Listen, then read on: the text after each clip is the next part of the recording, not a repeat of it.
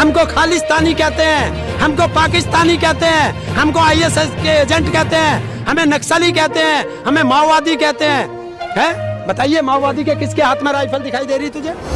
जब ये किसान का उगाया अनाज अडानी अंबानी के गोदाम में चला जाएगा, जो बनकर तैयार हो गए बिल आने से पहले, जब उसमें जाएगा तो फिर उद्योगपति जैसे आपको ऑक्सीजन के लिए तड़फे हो, इसी तरह आप रोटी के लिए तड़फोगे। ये 100 रुपए किलो सोन नंबर 1 बना है। काहे में बना है? बिना दवाइयों के मरने में नंबर 1, बेटियों की इज्जत लूटने में नंबर 1, चीर हरण करने में नंबर 1, कफन चोरी करने में नंबर 1। और जो आज तक नहीं हुआ कि हिंदुओं के कब्रिस्तान नहीं होते थे, गंगा के दोनों तरफ कब्रिस्तान बनवाने में नंबर 1।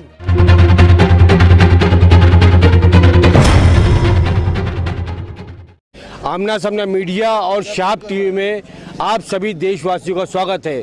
इस वक्त हम मौजूद हैं गाजीपुर बॉर्डर पर, जहां पर किसान आंदोलन जारी है। यहां पर हरिंदर ताऊ जी मौजूद है। ताऊ जी को आपने बार बार सुना है और जिन्होंने इस मोदी सरकार की धज्जियां उड़ा रखी है और किसान आंदोलन को लेकर वो ज़बरदस्त तरीके से यहां पर आंदोलन चला रहे हैं, उनके साथियों के साथ में, राकेश टिकैत जी के साथ में। हमारे साथ यहाँ मौजूद है कपिल साहब भी मौजूद है, कपिल खाटियान साहब भी मौजूद है, जो कि शामली से हैं, और भी यहाँ पर किसान आंदोलन के नेता यहाँ पर है, मौजूद है।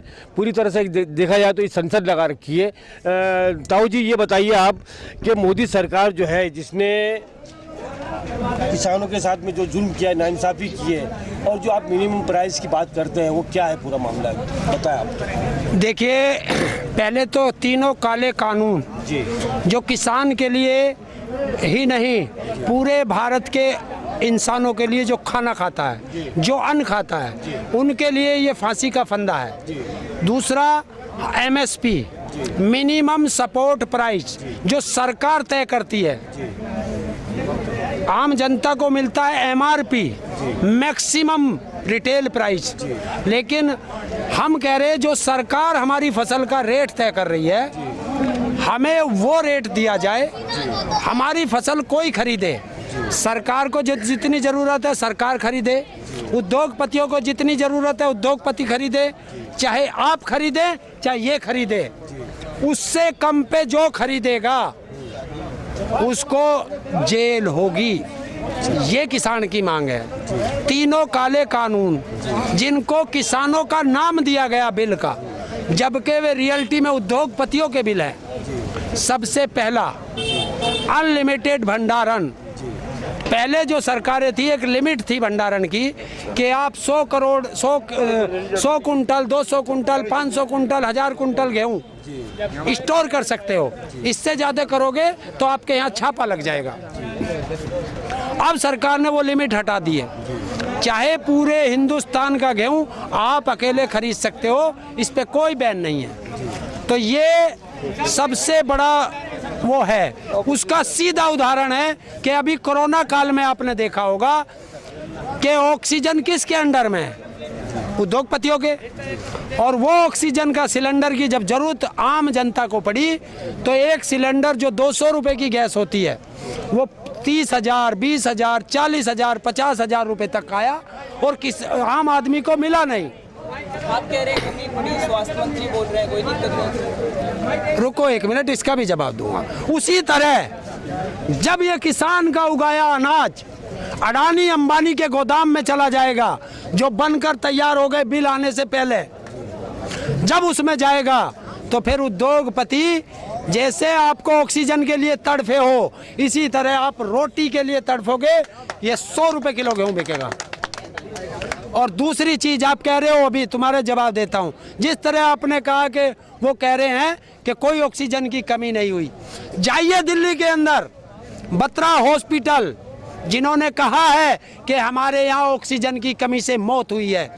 जाइए गोवा के मुख्यमंत्री के पास, जिसने कहा है कि हमारे यहाँ 26 मौतें बिना ऑक्सीजन के हुई हैं। दिल्ली का 3-4 हॉस्पिटलों में हुआ है। और पूछ योगी से जाके कि जब एक हॉस्पिटल ने ऑक्सीजन मांगी तो उसके ऊपर मुकदमा क्यों करा। कोई सा जिला ऐसा नहीं है जहां हॉस्पिटल की कमी से ना मरे हों लोग। उसकी ऑक्सीजन की कमी से, दवाइयों की कमी से, हॉस्पिटलों की कमी से। और ये तो कहते हैं कि 3 लाख 4 लाख लोग मरे हैं कोरोना से। अगर 4 लाख लोग मरे हैं, गाजियाबाद का बताता हूँ, जिस जगह पे आप बैठे हैं, इस जगह पे 20 आदमियों से ज़्यादा इनका पर किसी भी दिन औसत नहीं आया। अगर 20 आदमी रोज मरे हैं कोरोना से, तो आप अकेले हिंडन पे चले जाओ, 80 चबूतरे हैं जिन पे अंतिम संस्कार किया जाता है, और 2 इलेक्ट्रिक मशीन हैं, और 10 चबूतरे और बनाए गए हैं, और 18-20 घंटे की वेटिंग कैसे हुई, ये आप मुझे बता दो, पत्रकार हो। चलिए, ये तो वो मुद्दे हैं जो पब्लिक ने आपने बता दिए हैं, वो ज़्यादा बेहतर समझते हैं।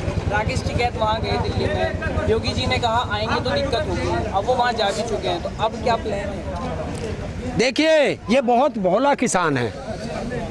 एक कहावत है कि ये गन्ना ना दे भेली दे देता है, और इस किसान को चैलेंज दिया गया था उत्तर प्रदेश सरकार और भारत सरकार की तरफ से कि अगर आप लखनऊ आए तो तुम्हारा बक्कल ताड़ देंगे। आप ही की भाषा में जो आप किसका? देखिए, हम आम किसान हैं, हम गलती कर सकते हैं, लेकिन सरकार अगर गलती करेगी तो उसकी माफी नहीं होती है, समझ गए? तो उन्होंने कहा बक्कल उतार देंगे अगर लखनऊ आए।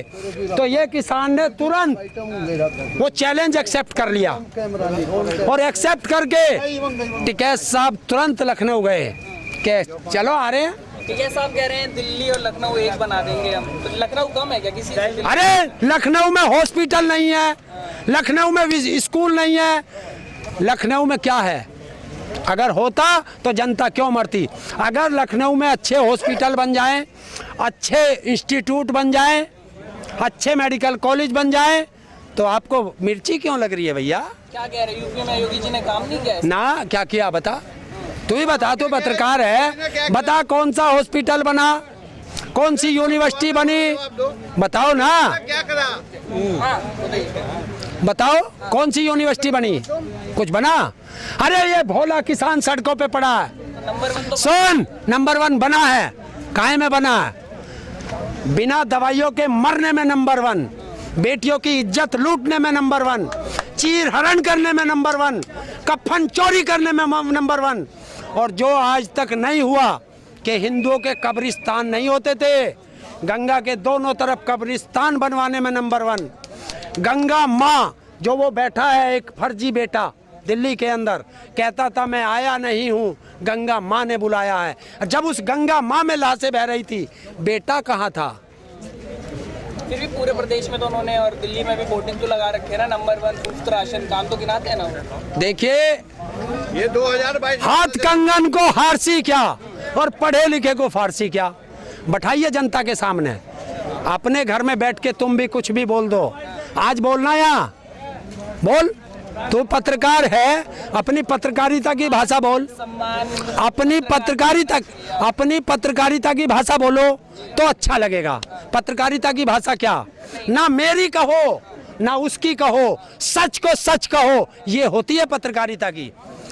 तो वही मैं आपको मालूम है, मैं वही तो बता रहा हूँ, मैं आपको ब्लेम नहीं कर रहा हूँ, मैं आपको बता रहा हूँ भाई, यही तो होती है पत्रकारिता। ना मेरी कहेंगे ना उसकी कहेंगे, जो निष्पक्ष होगी वो कहेंगे।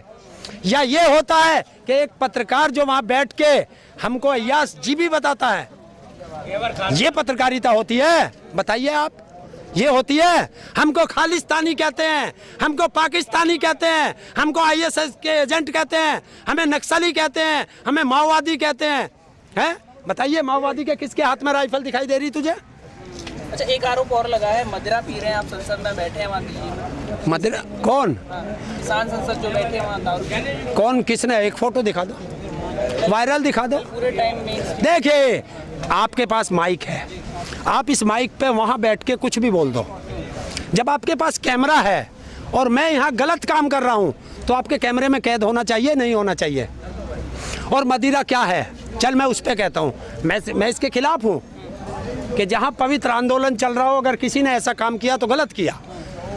लेकिन जब इस कोरोना काल में स्कूल बंद, हॉस्पिटल खुले थे, उनमें दवाई नहीं थी, सबसे पहले इन्होंने खोला क्या था? शराब की दुकान। और शराब अगर तुम दुकान खोल रहे हो तो भाई खरीदने तो कोई जाएगा जो पीता है। तो अगर वो खरीदेगा नहीं तो तुम तो ये कहते हो कि शराब की दुकान नू खोलिए अगर रेवेन्यू चाहिए, तो फिर वो रेवेन्यू बढ़ेगा कहाँ से? ये गलत तरीका है किसान को बदनाम करने का। देखिए, ना खालिस्तानी बना सके, ना टुकड़े टुकड़े गैंग बना सके, ना माओवादी बना सके, ना नक्सली बना सके, ना मवाली बना सके, ना अय्यासजीबी बना सके।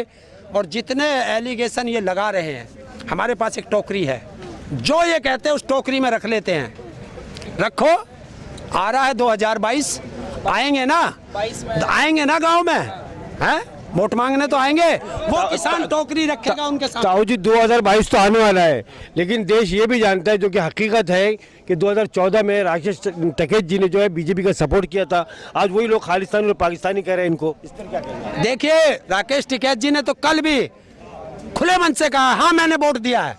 इससे कौन सी बात है? ये बैठे नहीं है, इसमें एक दो ही ऐसा होगा जिसने बीजेपी को वोट ना दी होगी मेरे जैसा। सारे उसी के वोट थे, सबने दिया था।